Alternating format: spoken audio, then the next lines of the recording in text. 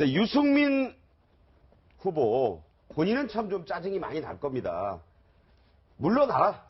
거기에 이제 18일부터 이제 내일부터 나오잖아요. 이미 나오게 된 선거 정당보조금 이 문제까지 두고 이게 득표율 낮으니까 이거 나중에 보전을도 못 받을 텐데 라는 논란까지 겹쳐서 마음고생이 아주 자심합니다. 자, 이종구 정책위 의장부터 이 얘기를 꺼냈죠.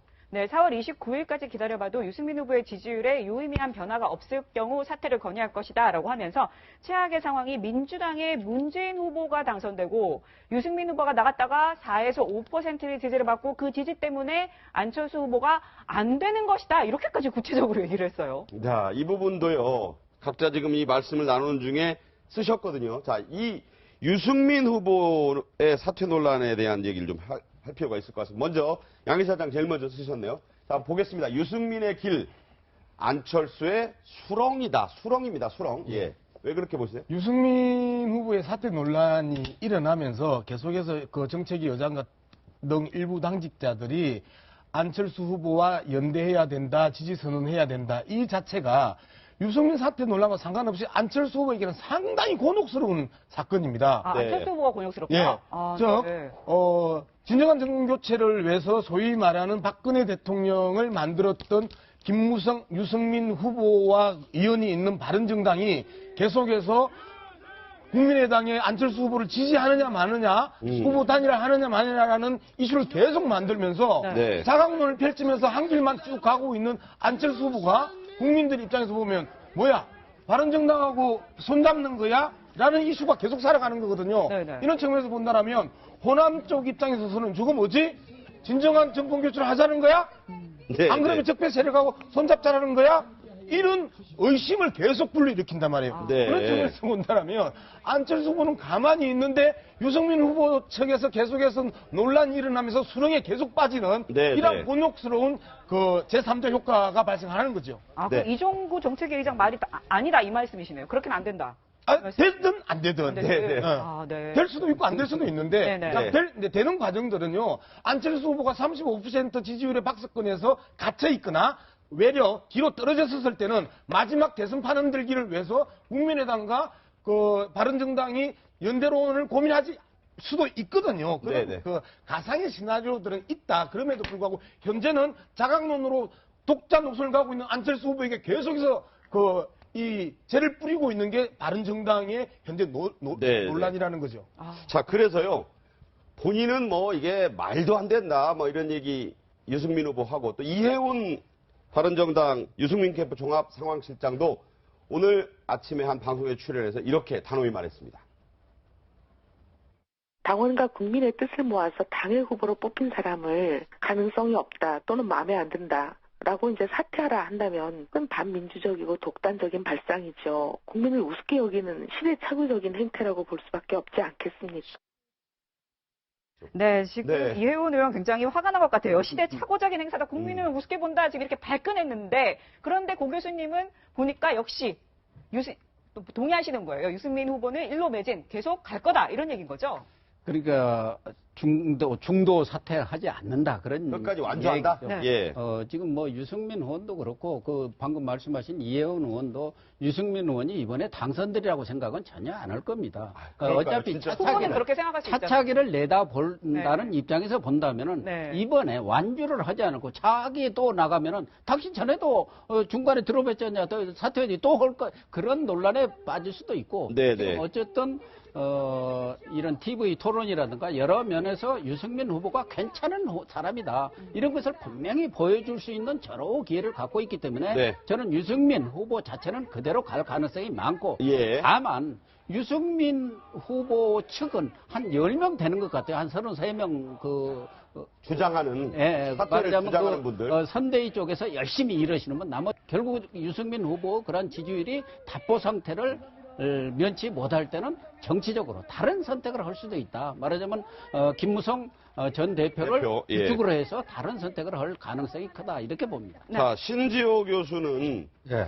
연대가 가능하다. 이 말은 곧 이제 타 진영. 네. 여기서는 이제 어떤 후보와 연대가 아니, 가능하다. 그러니까 안철수, 유승민의 연대는 가능하다고 봅니다. 그 두 후보의 연대가 네, 일방적인 사태는 가능성이 낮겠죠. 그렇지만 이 두 후보가 말입니다. 각 세력 대 세력으로서 뭔가를 조율을 하고 협약을 맺으면서 이후에 말이에요. 그 누가 되든지 지금 다 협치를 해야 되고 협치를 좀 더 제도화시키는 것들이 연립정부 아니겠습니까? 네. 그러니까 그 연립정부 구성에 관한 것, 또 그 이제 집권 이후의 어떤 과제, 그러니까 일방적 사퇴 포기하면은 그냥 유승민이 있다가 없어지는 건데 네. 이 연대라는 거는요 있다가 없어지는 게 아니고 다만 대권을 이제 안철수로 그 단일화해 주는 대신에 네. 그 유승민과 바른정당이 나름대로 그 새로운 그 국정에 참여해서 일정 정도 책임을 공유하는 이런 방식이기 때문에 네. 그 연대는 가능하다고 보고요. 그리고 경우에 따라서는 심상정 문재인 연대도 저는 가능할 거라고 그렇게도 봐요. 가능하다 이렇게 네. 말씀하셨어요. 근데 이수희 변호사님 지금 보면 자 포기 가능, 그러니까 유승민 후보가 포기할 수 네. 있다라고 하면서 안철수를 시셨는데 예. 유승민 후보가 자유한국당 후보랑도 손잡을 수 있는 거 아닙니까?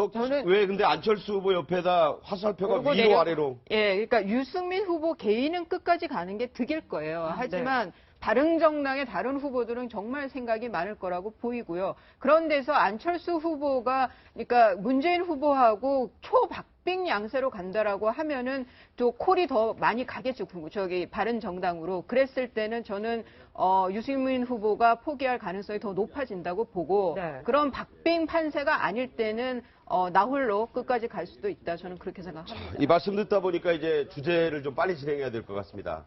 다음 주제는 바로 이겁니다.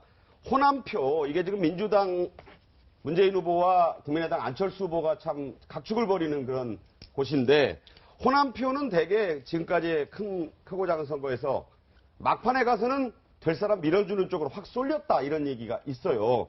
전체적으로 인구가 호남이 400만 명, 광주 전남북이 전체 유권자의 8%지만 그런 쏠림 현상이 있었습니다. 자, 광주 시민들의 여론을 들어보면서 전문가 패널들의 견해도 듣겠습니다. 먼저 들어보시죠. 안철수는 좀 보수적인 것 같아가지고 보수 쪽에서 좀 지지를 받고 있는 것 같아가지고 우리가 정권 교체를 하려면 이 문재인이 아니겠어요? 안철수요. 왜 그런 거예요? 청렴도라든가 배운 것도 많고.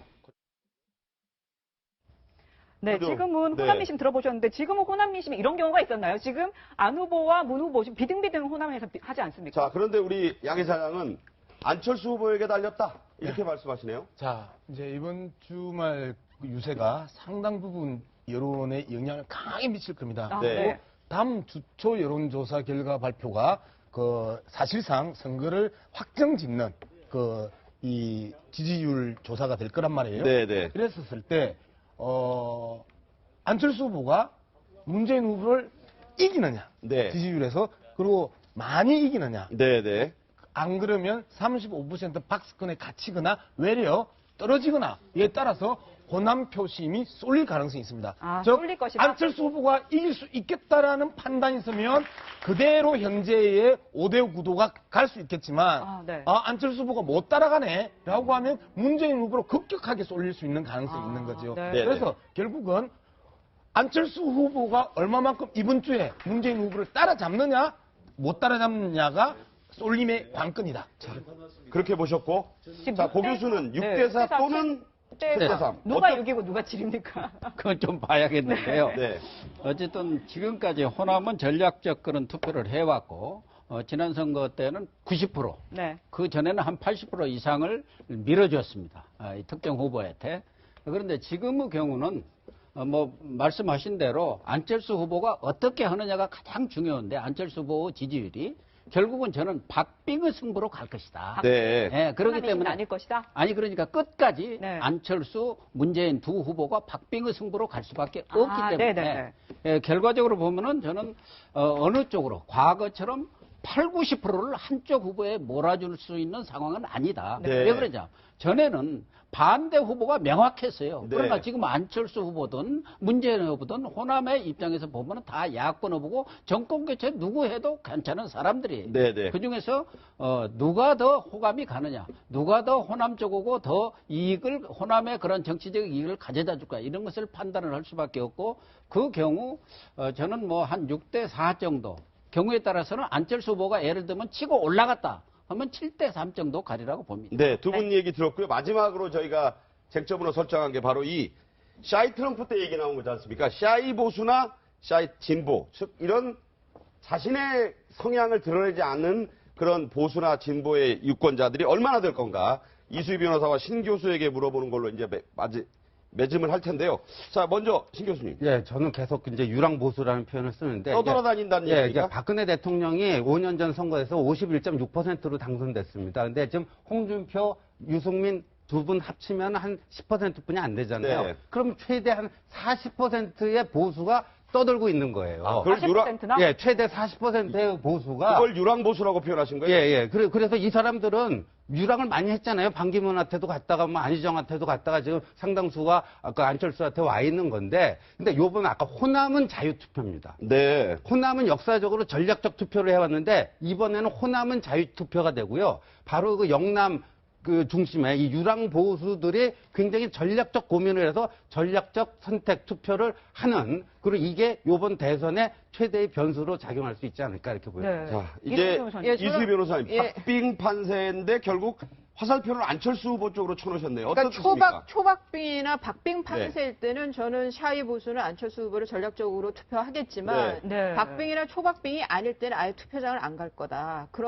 저는 그러면 외려 또 그 그러니까 득표율의 차이가 많이 나는 결과가 날 수도 있다 생각이 듭니다. 그러니까 안철수 후보 입장에서는 끝까지 초박빙이나 박빙으로 끌고 가야 되면 그러면은 샤이 보수가 캐스팅 보트를 질 수 있다고 봐요, 저는. 네. 네. 자, 뭐 치열한 말씀 나눴는데 혹시 뭐 마지막으로 하실 말씀 있습니까? 근데 이제 과연 샤이 보수가 아직까지 숨어 있냐? 라는 겁니다. 아, 저는 그럼 샤이가 아닐 수도 있겠네요. 안철수 후보의 35%를 우리가 좀 분석할 필요가 있어요. 안철수 후보가 가지고 있던 10%, 그다음에 반기문 그 총장이 들어오면서 최대 25%, 네.